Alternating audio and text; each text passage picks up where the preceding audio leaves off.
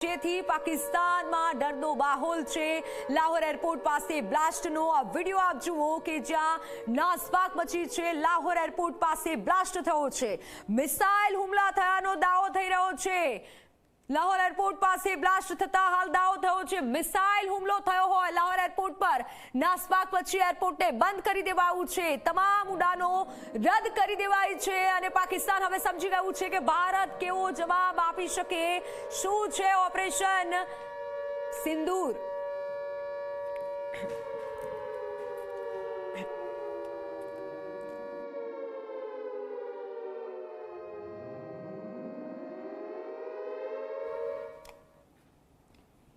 ભારત અને પાકિસ્તાન વચ્ચે તણાવની સ્થિતિના પગલે સુરક્ષામાં વધારો કરાયો છે।